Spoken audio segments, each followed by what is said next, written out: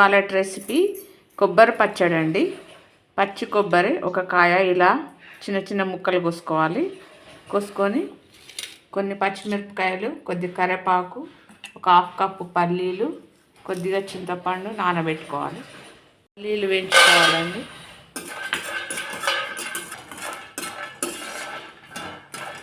ఇలా వేయించి పోసుకోవాలండి పల్లీలు. ఆయిల్ పోసి పచ్చిమిర్చి వేసుకోవాలి, కట్ చేసి వేసుకోవాలి.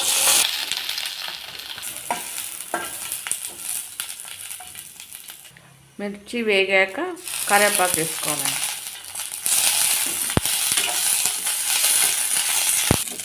దింపేసుకోవాలండి. ఇవి అదే కడాయిలో కొబ్బరి ముక్కలు వేయించుకోవాలి. ఒక 2 మినిట్స్ అలా వేయించుకోవాలి.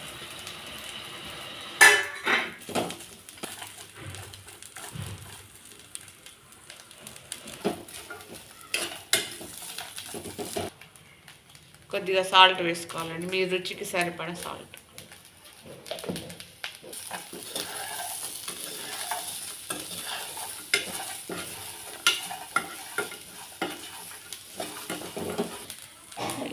పెట్టేటప్పుడు కొద్దిగా జీలకర్ర, వేయించుకున్న పల్లీలు,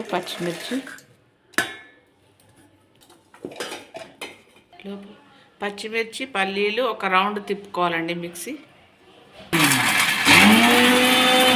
ఇప్పుడు పచ్చి కొబ్బరి వేసుకోవాలి.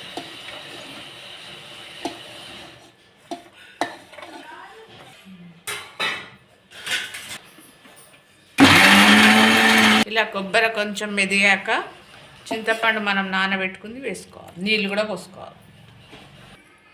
కొద్దిగా వాటర్ పోసుకోవాలండి మెత్తగా.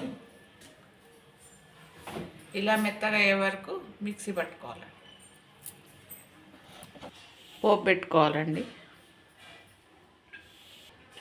ఆయిల్ పోసుకోవాలి. ఆవాలు, జీలకర్ర, శనగపప్పు, మినపప్పు, 2 మిర్చి పప్పులు వేగాక కరివేపాకు వేసుకోవాలి. కొద్దిగా పసుపు, కొద్దిగా ఇంగువ ఇందులో వేసుకోవాలి.